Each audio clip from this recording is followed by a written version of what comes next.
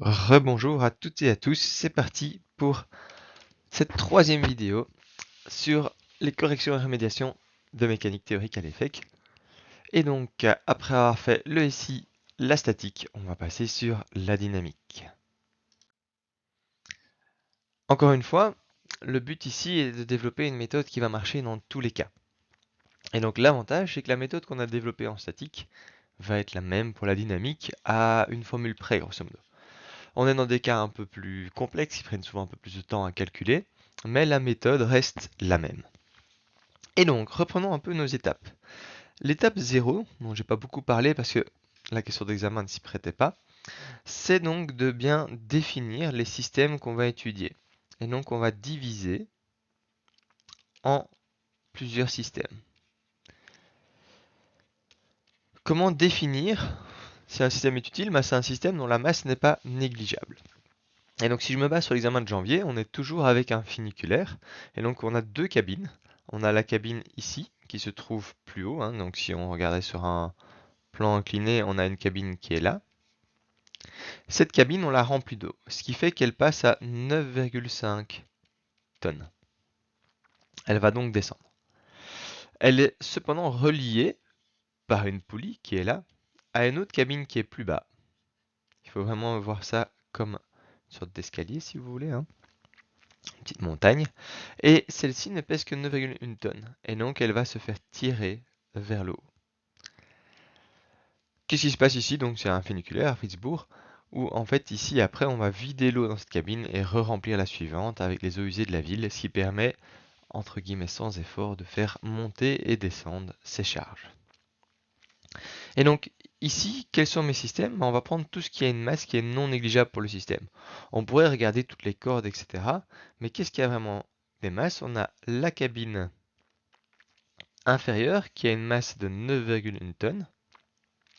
On a la cabine supérieure qui a une masse de 9,5 tonnes. Et on a la poulie qui a une masse de 1,2 tonnes.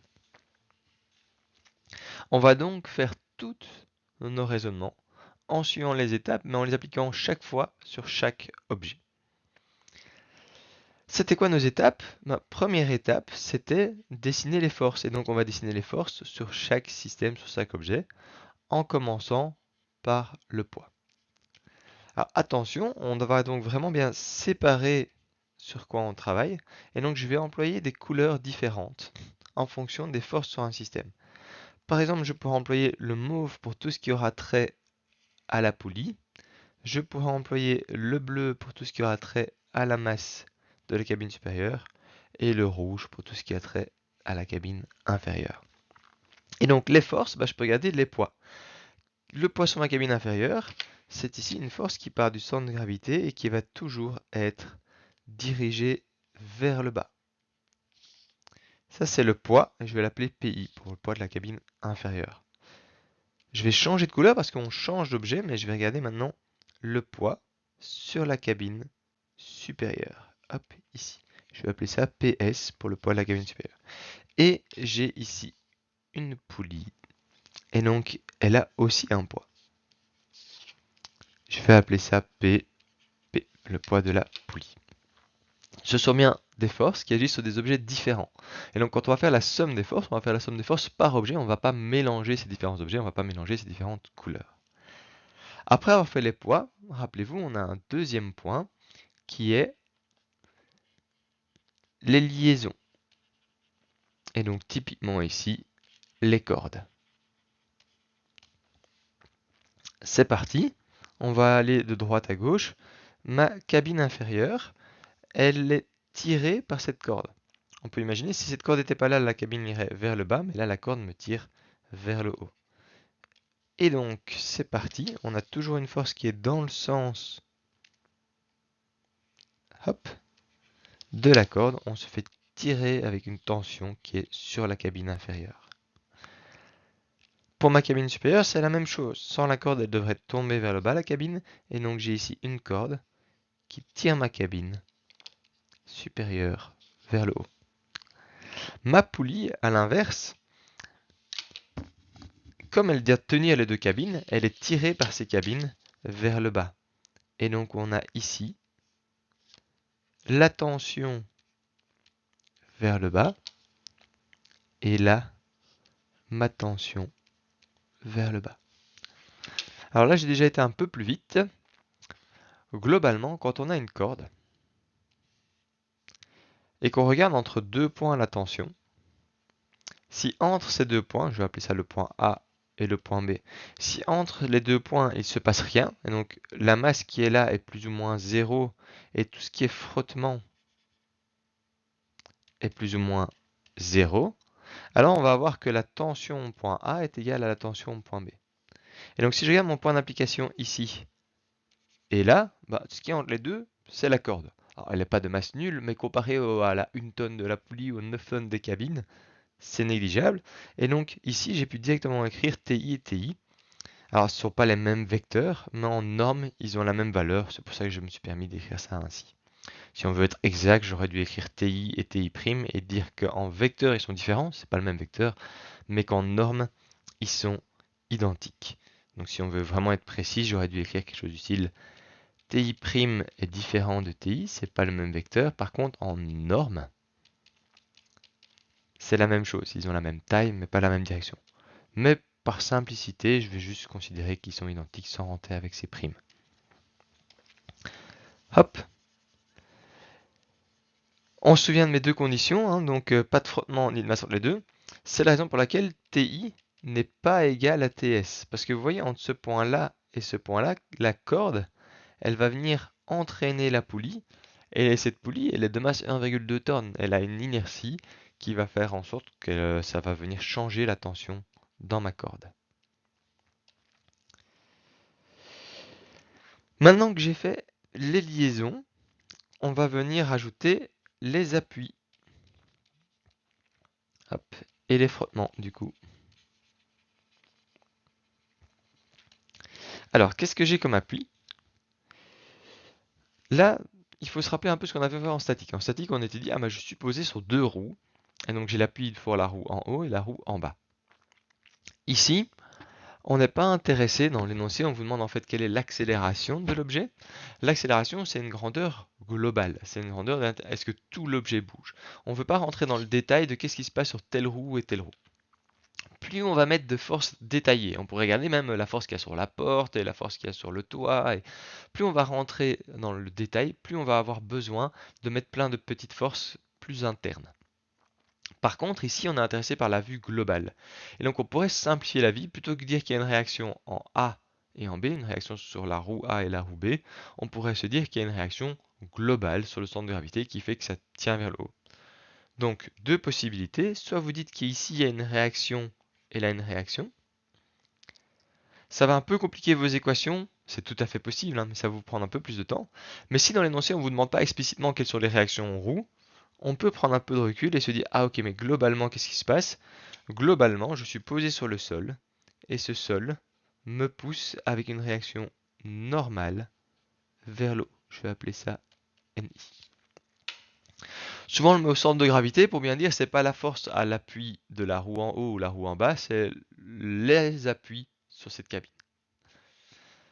Cette fois-ci, on n'oublie pas que on a aussi des frottements, parce que dans cette énoncé, on vous précise qu'il y a un frottement cinétique de 0,0025 avec les roues et le sol.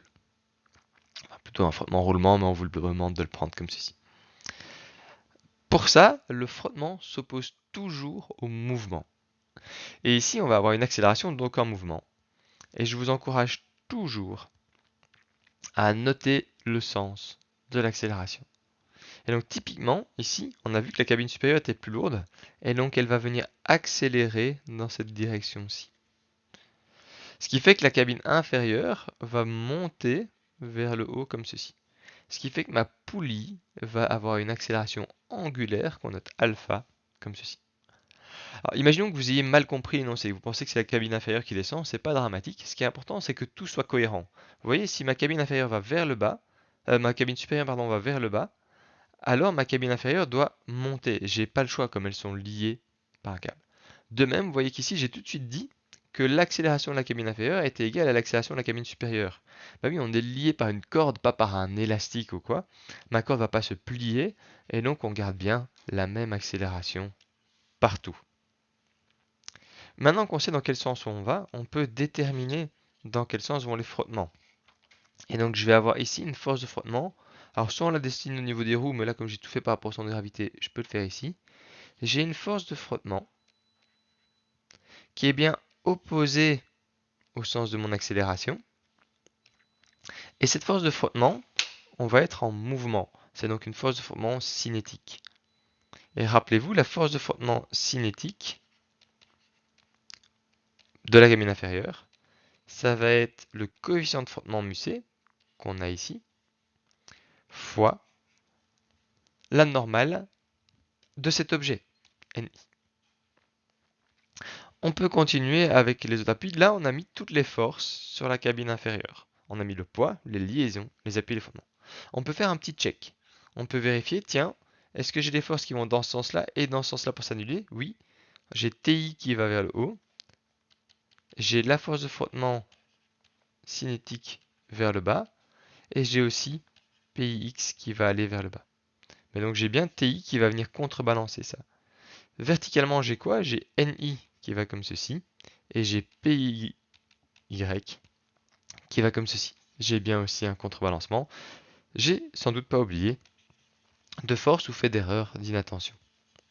Maintenant que j'ai fait ça pour la cabine inférieure, je peux continuer avec les autres objets. Ma cabine supérieure, c'est la même chose. Je suis aussi posé sur des appuis, ce qui va me créer une réaction normale, je vais appeler NS, comme la réaction normale de la cabine supérieure. Et j'ai une force de frottement, maintenant on va faire attention, mon accélération va vers le bas, donc ma force de frottement elle va s'opposer à ce mouvement-là. Le frottement s'oppose toujours au mouvement. Et donc on a ici une force de frottement cinétique pour la cabine supérieure, donc attention c'est bien cinétique pour la cabine supérieure. Continuons avec ma poulie. Là, je peux faire le même check que tantôt, hein, que j'ai bien tout qui s'annule. Maintenant, pour la poulie, on voit que pour l'instant, j'ai un poids qui va comme ça et deux tensions qui vont comme ça. Si je fais la somme de toutes ces forces, ça donne quelque chose ou ça, puis je mets l'une à la suite de l'autre. Vous voyez, j'ai mis ça là, j'ai mis ça là et ça là. Si je relis ça, je vais avoir ici, ça c'est la somme de mes forces actuellement. Et donc ma poulie, normalement, elle devrait partir dans cette direction-là. Qu'est-ce qui fait qu'elle ne tourne pas, ma poulie? Elle est tenue par un palier au niveau de son axe. Et donc j'ai une force qui va comme ceci. Ça va être la réaction au palier de ma poulie. Alors attention, ceci c'est le rayon de la poulie. Ça c'est la réaction au palier de ma poulie. Qui n'est pas une réaction normale, mais qui est une réaction qui va permettre de tenir tout dans l'ordre. Alors, prenons un peu ma checklist. Est-ce que j'ai fait les appuis sur ma poulie? Oui. Mais est-ce que j'ai tenu en compte les frottements? Non. Alors ma poulie, il y a plein de facteurs qui peuvent venir qu'elle frotte un peu. Le roulement peut ne pas être parfait, elle peut ne pas être parfaitement toujours la même inertie. Elle peut aussi frotter simplement à certains endroits. Tout ceci est repris dans ce qu'on appelle le couple résistif, ici CR. Ma poulie, elle tourne comme ceci. Ça c'est le alpha qu'on avait noté. Et donc comme tous les frottements, mon couple résistif va venir s'opposer. Et donc on peut le noter, vous le notez où vous voulez, moi je vais le noter comme ceci. J'ai un couple résistif qui frotte comme ceci. Là, on a fait étape par étape. Tout ce qui nous intéresse, c'est pour ce problème, on a mis les poids, les différentes liaisons, et puis on s'est posé les questions de est-ce qu'on est appuyé sur quelque chose, et est-ce qu'il y a des frottements. On a aussi pour chacun vérifié qu'on avait une somme des forces qui était cohérente. Là, on a préparé ce qu'il nous faut pour passer à l'étape suivante, qui est de choisir un système d'axe. Alors, rappelez-vous, au tout début, on a divisé en plusieurs systèmes. Si on a divisé en plusieurs systèmes, ça veut dire que tout ce qui suit, on peut le faire par système. Vous avez vu, on a mis le poids par système, on a mis les liaisons par système. Et donc, mon système d'axe n'échappe pas à la règle, on peut le mettre par système aussi. Si je choisis un système d'axe, une idée, c'est de l'avoir selon le sens du mouvement. Par exemple, pour ma partie rouge, mon mouvement, il va vers le haut. Et donc, je pourrais avoir l'axe X qui va comme ceci, et l'axe Y qui va comme ceci. Pour ma cabine supérieure, cette fois-ci, hop, le sens du mouvement c'est par là, X, et je peux mettre y vers le haut. Et pour ma poulie, ma poulie ne bouge pas. Alors là, il y a plusieurs manières de s'en sortir en fonction de comment on veut choisir son système d'axe. Mais juste pour l'exemple, je pourrais me dire elle bouge pas, je vais prendre un système d'axe, tout ce qu'il y a de plus classique. Maintenant que j'ai fait ça, je peux écrire les équations de la dynamique. Hop. Et résoudre. Si on fait ça, on a gagné. Et c'est ce qu'on va faire dans le slide suivant. C'est parti. On a 3 éléments. On va donc commencer par la cabine inférieure.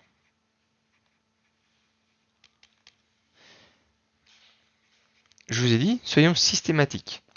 On va faire selon x, selon y. Selon mon axe x pour cette cabine, on va réfléchir, est-ce qu'on est en mouvement? Est-ce qu'on a une variation de vitesse? Oui, on a une accélération, la cabine va accélérer de plus en plus vers le haut. On est donc en dynamique. Qui dit dynamique dit la loi de la dynamique qui est somme des forces égale ma. Sauf qu'ici, on va être, puisqu'on vient de le dire, selon x. C'est donc la somme des forces selon x qui est égale à la masse fois l'accélération. On ne perd ici quelle masse? C'est la masse de la cabine qu'on est en train de regarder, mi. Et l'accélération, on a déjà dit qu'elle était commune à tout le monde. Si je fais ça en particulier, on voit que j'ai ti qui va selon x et qui est positif, ni selon y. Pi, par contre, on peut le décomposer. On va avoir moins pi selon x. Pour le voir, on peut le décomposer ici. C'est toujours ce qu'on vous demande le jour de l'examen. On en avait un peu plus parlé des décompositions dans l'autre partie. Mais donc, ici, j'ai pi selon x. Et inversement, je vais me retrouver avec la direction selon y, avec ici pi selon y. Vous voyez que décomposer se fait naturellement dès qu'on a besoin de faire une force selon x et y. J'ai aussi ma force de frottement cinétique pour i. Et tout ceci vaut mi fois a. Là, on fait attention, a, c'est pas une force, mais c'est bien un vecteur. Et donc a va dans la direction de x, donc c'est bien ici plus. Ça pourrait être moins si l'accélération allait dans l'autre sens. Maintenant, vu que j'ai choisi ici tous mes systèmes d'axe avec x qui va dans le sens de l'accélération, par définition, je vais avoir chaque fois a qui est positif. Rappelez-vous qu'on peut tout de suite aller plus loin. Avec ti, ça reste ti. Mais dès que j'ai un x ici, je peux le chercher avec SOHCAHTOA. Pour ça, on regarde mon schéma. Pi, c'est un vecteur comme ceci. Pix, il est ici. Et là, j'ai un angle droit avec PY. Si ceci vous pose un peu de problème, la vidéo de la statique reprend ça plus en détail. Mais donc, j'ai juste repris ici ce que je vois là. Maintenant, il faut réfléchir où est l'angle. Là aussi, dans la vidéo précédente, on avait vu que j'ai un angle ici qui est connu de 36,87 degrés.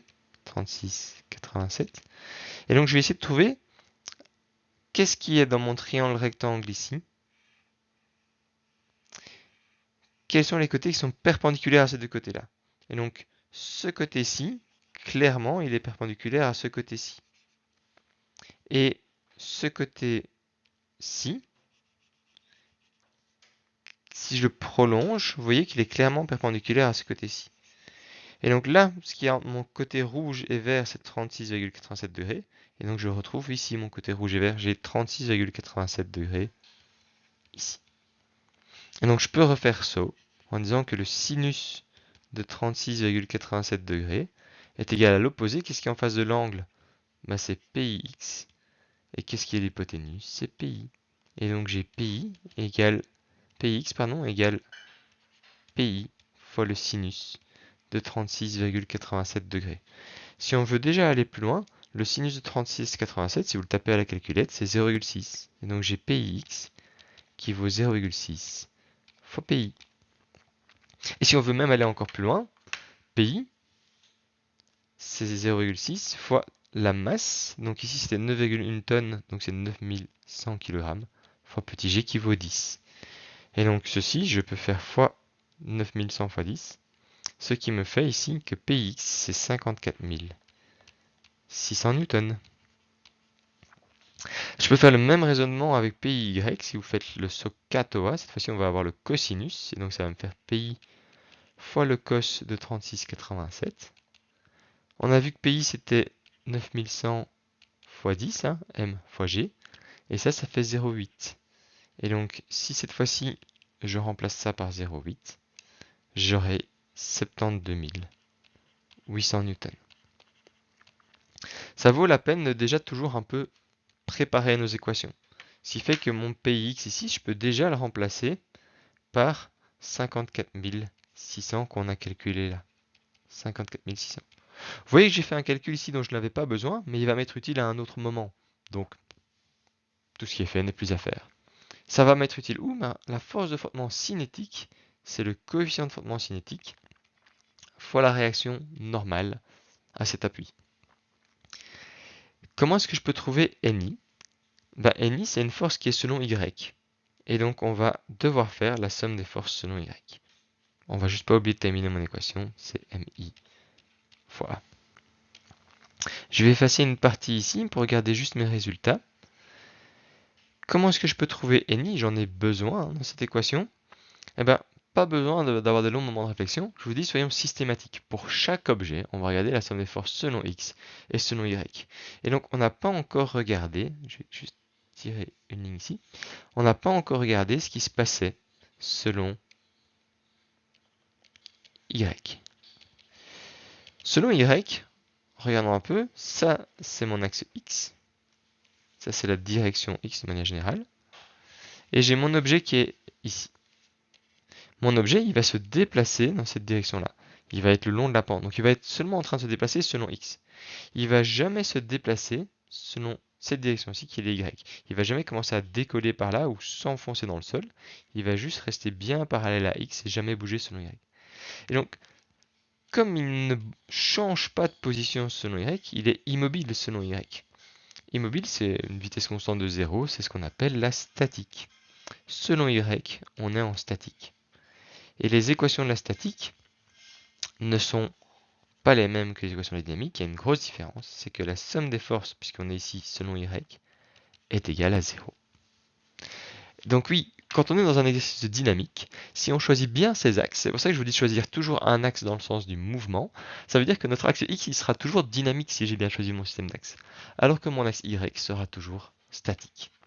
Si je regarde mes forces selon Y, j'ai NI qui va vers le haut, moins P1Y, et c'est tout. Et vous vous souvenez, on cherchait NI ici. Et donc là, je peux dire que NI, c'est égal à PIY, et PIY, je l'ai calculé ici. C'est 72 000, pardon, 800 newtons. Et du coup, plus haut, j'ai TI, moins 54 600, moins le coefficient de frottement qu'on connaît, qui est ici, 0,0025, fois NI, qu'on peut trouver grâce à l'équation sur le Y qui vaut 72 800, est égal à MI, tant qu'on peut, on peut dire que c'est 9100 kg, puisque NI c'est 9,1 tonnes, fois A. Et vous voyez qu'on est déjà vraiment pas mal. Je peux même déjà un peu calculer ici tout ce qu'on a. Si je tape ça à ma calculette, on peut simplifier ce qui est écrit en disant que ici j'ai TI. Yeps. Désolé, je tape vite à la calculette. Ici j'ai donc TI moins 54 782 égale 9100 A. Alors vous voyez que je passe de 54 600 à 54 782. Pourquoi c'est si faible comme différence? Vous voyez que le coefficient de frottement est très faible. C'est normal, on est sur des roues qui roulent bien, on est sur un rail, et donc il y a peu de frottement.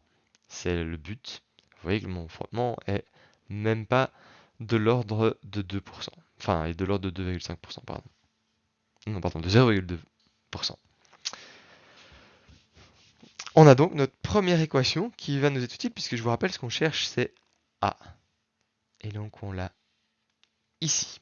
Je vais la noter en bas à gauche, et on va maintenant se lancer sur un élément suivant, par exemple la cabine supérieure.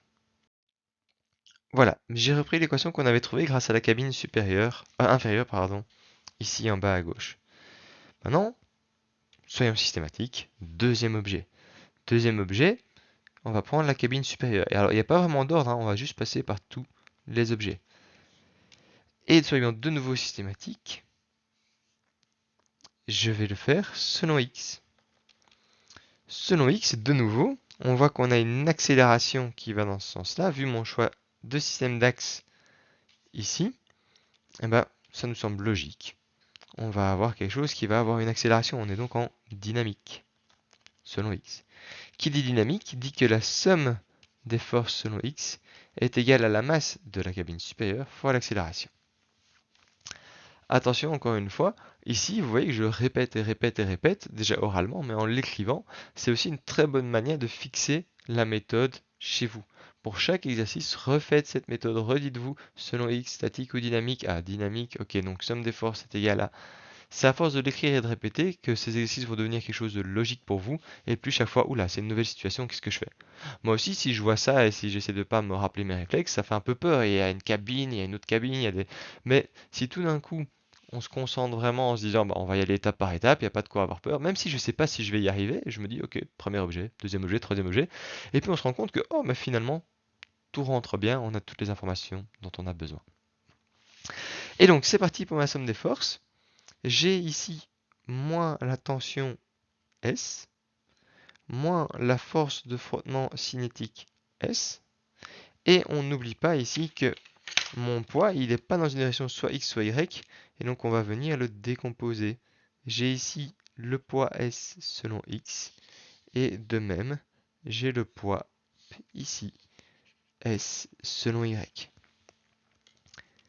Et donc, dans mon cas, c'est le poids S selon X qui me fait tomber.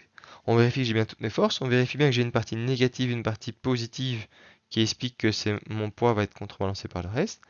Mais c'est pas parfaitement contrebalancé parce qu'il y a une partie qui va dans cette accélération.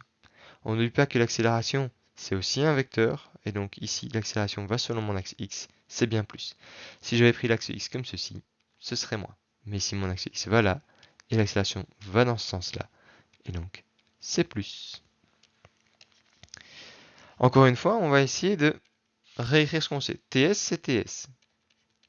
La force de frottement cinétique, c'est mu c fois la normale S. Et je vais toujours essayer d'écrire PSX comme PS fois cos quelque chose ou sin quelque chose. On va donc refaire ce katoa. Si je reprends ici mon schéma, j'ai PSY comme ceci, j'ai PSX comme ceci, et j'ai P comme ceci. Je peux en refaire un triangle, par exemple je peux prendre PSY et le mettre là. Là j'ai juste repris les différentes forces que je voyais ici. Encore une fois, on a besoin de trouver l'angle. L'angle, on le retrouve ici, c'est 36,87 degrés. Il est comme ceci, mon angle. 36,87 degrés. On va rechercher des côtés qui sont perpendiculaires à ça. Par exemple, ce côté-ci, clairement, est perpendiculaire à celui-là. Et ce côté-ci, si je le prolonge, est clairement perpendiculaire à celui-là. Et donc, l'angle qu'on a ici entre le vert et le rouge, on le retrouve ici. Donc là, j'ai 36,87 degrés. Une fois qu'on sait ça, je sais que le sinus de 36,87 degrés, c'est égal au côté qui est opposé, PSX, sur l'hypoténuse, P. Et à l'inverse, je vais avoir le cosinus de 36,87 degrés, qui est égal au côté adjacent, PSY, sur P. Je vais le noter ici pour l'instant. Donc si jamais à un moment j'ai besoin de PSX, ça va être P fois sin de 36,87. Alors PS, on l'a ici, c'est 9,5 tonnes, donc c'est 9500 kg, fois petit g qui vaut 10, n'oubliez pas le petit g, fois ce sinus qui vaut 0,6. Ça, je peux le taper à la calculette, et donc ça me fait 95 000 fois 0,6, ce qui me fait 57 000 newtons. PSY, c'est la même chose, mais avec le cosinus.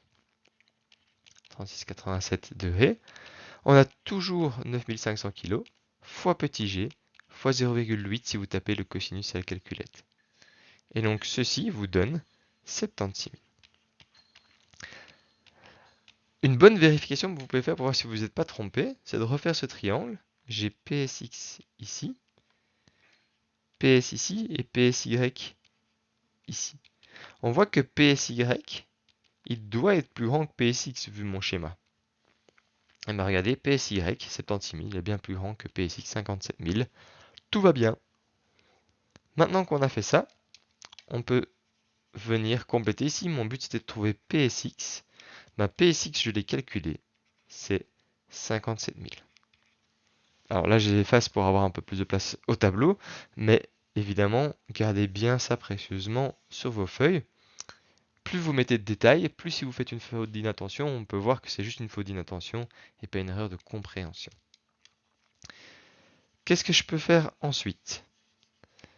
On voit que G ici est égal à MS, 9500 kg, fois A.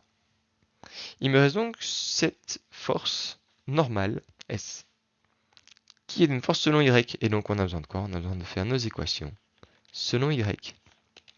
Selon Y, on en a déjà discuté.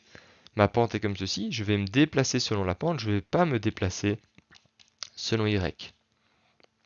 Et donc je suis en statique. Qui dit statique dit que la somme des forces, dans ce cas-ci selon Y, va être égale à 0. Comme ma somme de forces selon Y est égale à 0, on peut résoudre. Qu'est-ce que j'ai comme force selon Y? J'ai NS, qui est positif, puisqu'il va dans le sens de Y. J'ai moins PSY, qui est négatif, puisqu'on va à l'opposé. Et c'est les seules forces que j'ai selon Y. On n'oublie pas qu'il y a deux termes en équation, à gauche et à droite. Et donc deux membres, pardon, c'est égal à 0. Et donc quand je cherche mon NS là-haut, NS c'est égal à PSY. Et PSY, on vient de montrer, c'était 76 000 newtons. Maintenant que j'ai ça, je peux donc venir compléter mon équation selon X, qui devient moins TS, moins 0,0025, fois 76 000, plus les 57 000 ici, et qui est égal à 9500 fois A. Si je calcule ça, on va voir que 0,025 fois 76 000, c'est tout petit.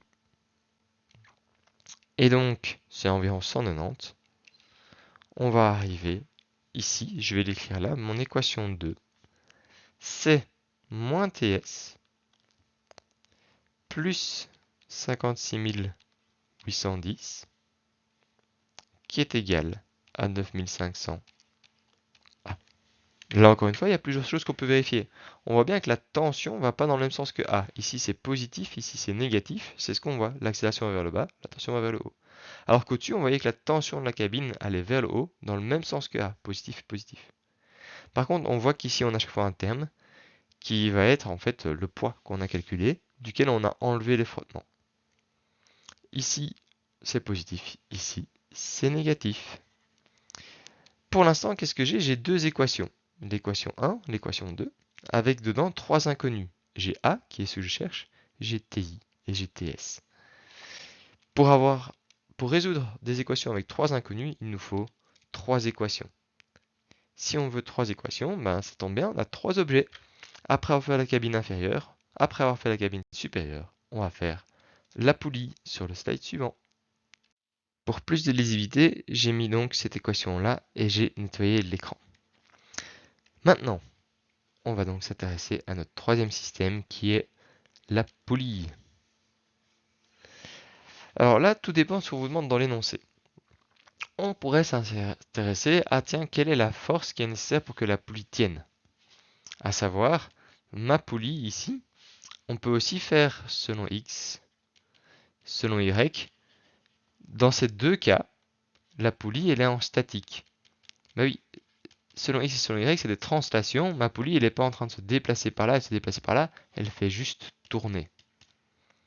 Et donc là, on a bien somme des forces est égale à 0. On pourrait donc résoudre tout ceci en disant bah, qu'est-ce que j'ai selon x, qu'est-ce que j'ai selon y. Et donc on perdrait un peu de temps parce que on a pas mal de choses à faire. Vous voyez qu'ici j'ai des forces comme ceci, TI et TS. Il faudrait que je les décompose selon x et y. J'ai le poids ici. Et j'aurai une réaction qu'il faudrait aussi décomposer. J'aurai la réaction à la police selon y et la réaction à la police selon x.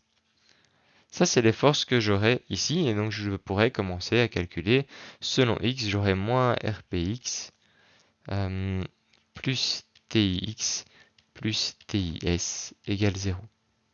Et selon y, j'aurai rpy, alors j'ai pris le système d'axe qui est là-haut, hein, et selon y, j'aurai rpy moins tsy moins tsi moins le poids égale 0. Et donc je pourrais commencer à résoudre tout ceci.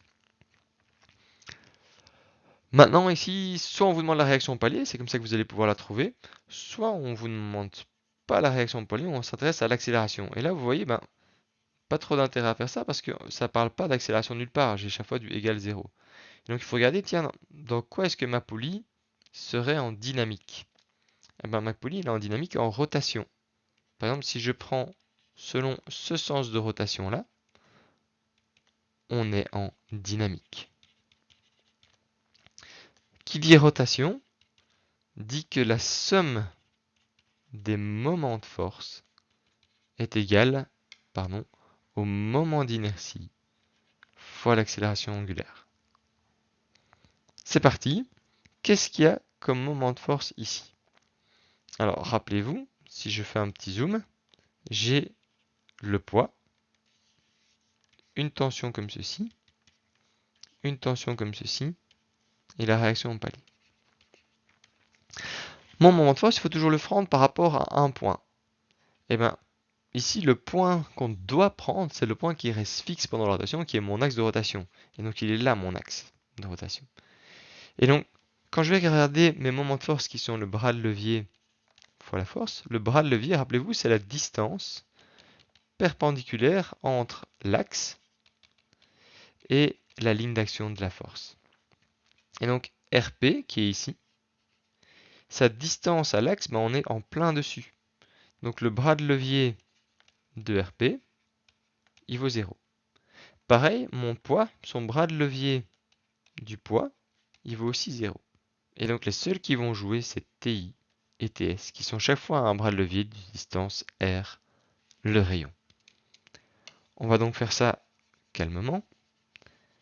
Je vais regarder chacune des forces. J'ai RP, le bras de levier vaut 0. J'ai le poids, le bras de levier vaut 0. Et donc j'ai ici TI, qui a une distance du bras de levier R. Et donc j'ai le moment de force RTI.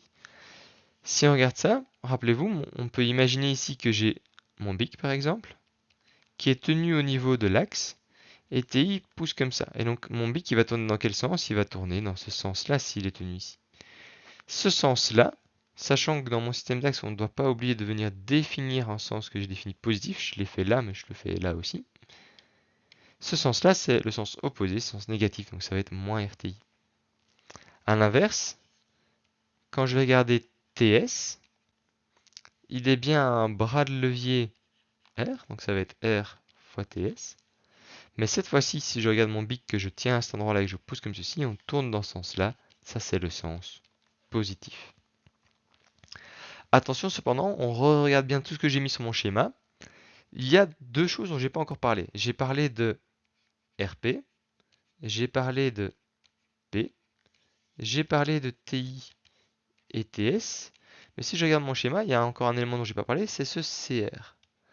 CR, c'est un frottement, c'est un couple résistif. Ici, il va dans le sens négatif. Et c'est juste comme ça que ça s'emploie. C'est directement une valeur en newton-mètre, c'est directement un couple qui va venir faire un frottement. On n'oublie pas qu'on a une équation, donc il y a une égalité, et il ne faut pas oublier le deuxième terme qui vaut I fois alpha. Et quand j'ai dit qu'on n'avait pas encore pris tout en compte, il ne faut pas oublier ici qu'on a le terme alpha, là-haut, qui a aussi un sens. Et là, il est bien dans le sens positif, donc c'est bien plus. Donc j'ai alpha ici. Si on a bien mis ces forces, il suffit vraiment de regarder dans l'équation, est-ce que j'ai bien tout pris? Alors certaines peuvent valoir 0 si leur bras de levier vaut 0, comme RP et P, mais ne pas oublier votre couple résistif. Souvent on le met dans l'énoncé pour que vous ne fassiez pas une petite erreur d'inattention. Et donc là on a mon équation qui fait intervenir tout ce dont on avait besoin, à savoir l'accélération, mais pas tout à fait. On a l'accélération angulaire. Alors nous ce qu'on cherche, comme vous le voyez ici, c'est l'accélération. Et donc on va faire un lien. Il y a un lien entre translation et rotation. Comment est-ce qu'on fait le lien entre les deux? Si je prends une variable en translation, par exemple la position, ou la vitesse, ou l'accélération, on peut faire un lien avec chaque fois la variable correspondance. L'accélération, c'est l'accélération angulaire. La vitesse, c'est la vitesse angulaire. La position, c'est la position angulaire, ou ce qu'on appelle l'angle. Vous remarquerez qu'ici, si vous voyez un moyen mémotechnique, c'est des mètres par seconde au carré. Ça, c'est des mètres par seconde. Ça, c'est des mètres. Alors qu'à droite, en fait, ici, on a des radians par seconde au carré. Ici, on a des radians par seconde. Et là, des radians. Le radian, c'est pas vraiment une unité. Et donc, ce qui me manque ici, à gauche, là, j'ai des mètres. À droite, j'ai pas encore. Donc, il faut quelque chose qui soit des mètres. Ça va être fois le rayon. Et chaque fois, ce qui manque, c'est juste des mètres. Donc, c'est toujours fois le rayon. Fois le rayon. Ce qui fait qu'on ajoute des mètres. Et comme les radians ne comptent pas, on a bien des mètres par seconde carré des deux côtés. Et donc ici, vous avez tout votre lien entre quelque chose en rotation et quelque chose en translation. Alors si on veut être exact, on va plutôt parler de vitesse tangentielle et d'accélération tangentielle. C'est-à-dire que si vous prenez par exemple ici la Terre, vous savez sans doute que la Lune tourne autour de la Terre. Et bien ces formules ne vont pas vous donner la vitesse de la Lune dans toutes les directions, mais elles vont vous donner la vitesse dans cette direction-ci, ce qu'on appelle la vitesse tangentielle. Et pareil pour l'accélération dans la même direction, alors qu'il y a aussi par exemple une accélération qu'on appelle l'accélération normale. Ces formules doivent être connues, et dès que vous savez que vous avez une transition d'un côté ou de l'autre, une rotation d'un côté ou de l'autre, vous allez devoir faire ce calcul. Et donc ici, pour faire mon lien, moi je veux pas alpha, je veux A. Et donc ici, alpha c'est égal à A sur R. Ces formules sont à connaître, dès que vous voyez la rotation, n'hésitez pas à le noter, ce sera toujours un demi-point de prix par-ci par-là. Du coup, qu'est-ce que je peux faire avec mon équation? J'ai donc moins R, alors 50 cm c'est un demi-mètre, donc moins 0,5. Pourquoi 50 cm? Parce que c'est donné dans l'énoncé ici. Fois TI, plus 0,5 fois TS, moins le coefficient, le couple résistif 25, est égal à I. Alors I, c'est le moment d'inertie, ça dépend de la géométrie. Ici, c'est considéré comme un anneau. On vous donnera toujours soit la formule, soit directement la valeur. Ici, on vous donne la formule, donc ça va être M, donc 1200, c'est la masse de la poulie, fois le rayon, et donc le rayon c'est 0,5, mais au carré, fois alpha. Et alpha, hop, c'est A sur R. R qui vaut 0,5. On peut aller un peu plus loin avec tout ceci, hop, en calculant. Alors là, ça dépend un peu de vos habitudes. 0,5 c'est 1 demi, donc je pourrais faire tout x 2. Si je fais ceci x 2, 0,5 x 2 ça fait 1, donc je vais avoir moins TI. Si je fais ça x 2 ça fait plus TS. 25 x 2 ça fait 50. 1200 x 2 je pourrais faire 2400. Et ici j'ai 0,5 au carré divisé par 0,5, donc ça fera fois 0,5 fois A. Voilà, alors si vous n'êtes pas à l'aise, vous pouvez aussi employer la calculette et tout. Et donc, je peux encore la simplifier un tout petit peu ici. Vous voyez 2400 fois 0,5 ça fait 1200. J'ai donc ma troisième équation, qui est que moins TI plus TS moins 50 est égal à 1200A. Alors là, on peut aussi vérifier quelque chose d'assez sympathique. Sur votre schéma, ça semble logique que ce soit TS qui vous fasse avancer dans le bon sens. On voit que TS est du même signe que 1200A. Par contre, TI vous freine. C'est ce qui vous tire ici avec la cabine inférieure. Et qu'est-ce qui vous freine de plus? le couple résistif, tout est bon. On a maintenant nos trois équations. L'étape suivante, c'est trois équations à trois inconnus, c'est de résoudre tout ceci. Arrivé à ce stade-ci, vous avez déjà la majorité des points pour cet exercice. C'est la partie vraiment physique qui nous intéresse. Mettre les forces, être capable d'écrire les équations et de faire les liens entre elles. Là, on arrive plus dans un exercice de mathématiques. Alors, il y aura toujours des points dessus, il faut bien arriver jusqu'au bout de l'exercice. Mais si vous arrivez là et qu'il vous reste peu de temps à l'examen, n'hésitez pas à passer à la suite. Vous avez engrangé le maximum de points ici pour l'instant, en tout cas en termes de rapport point-temps. Après, résolution. Alors, il y a plein de méthodes, on peut le faire avec des matrices et ainsi de suite. Il y a des méthodes plus ou moins intelligentes, en fonction de si vous voyez certaines symétries ou quoi. Si vous êtes un peu perdu, ce qui marche toujours, c'est la substitution. Typiquement, on peut prendre l'équation la plus complexe, à savoir la 3. Hop. L'équation 3, c'est moins TI plus TS moins 50 égale 1200A. Et on peut venir remplacer ce qui nous intéresse dedans. Par exemple, TI, on a l'expression ici. TI, c'est égal, si je fais passer ça de l'autre côté, à 54 782 plus 9100. Ah, je peux donc le remplacer ici. On n'oublie pas le moins. 54 782 plus 9100. Ah. TS, je l'ai aussi. Je peux le trouver grâce à ceci. Si je me fais passer TS de l'autre côté, ça va me donner TS, c'est 56 810 et je dois ramener le 9500 de l'autre côté. Ça fait ceci. Et donc ça fait plus 56 810 moins 9500. Ah. Et puis il reste la suite, moins 50 égale 1200A. Le but, c'est de n'avoir eu que du A. Je veux garder que le A.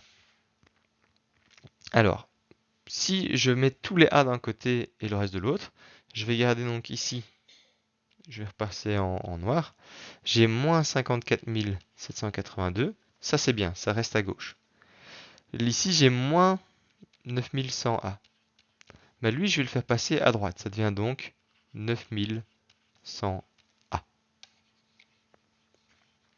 Continuons. J'ai plus 56 810 moins 9500A. Je le fais aussi passer à gauche. En le passant à gauche, il devient plus 9500A. Moins 50. Et j'ai déjà ici plus 1200A. Je peux maintenant faire mes calculs. À côté, j'avais moins 54 782 plus 56 810 moins 50. Ça fait 1978. Et à droite, j'ai 9100A plus 9500A plus 1200A. Et tout ceci, ça fait 19 800A. Et donc, si je cherche A c'est 1978 divisé par 19 800. Ceci, ça vous fait 0,09980. Oh, pardon, j'ai oublié un 0. 9989. Et donc, si j'arrondis, en fait, ça fait 0,1 mètre par seconde au carré. Ceci est la réponse qu'on attendait à cet exercice. Maintenant, l'exercice résolu, qu'est-ce qu'on peut vous donner comme conseil? Premièrement, ne pas essayer de réinventer la roue. Se concentrer sur employer toujours la méthode. Et donc se rappeler de ces étapes-là. Première étape, on va diviser en systèmes. Ensuite, pour chaque système, on va appliquer la même méthodologie. À savoir, on va dessiner les forces. Qu'est-ce qu'on entend par les forces? On a les poids à dessiner. On a ensuite les liaisons, les cordes. Et puis on va regarder les appuis et les frottements. Sachant qu'on a déjà un peu discuté, ici on a eu un exercice vraiment très complet, c'est un très bon exercice de révision. Ça prend un peu tout, on a une poulie, on a des frottements cinétiques, on a un couple résistif.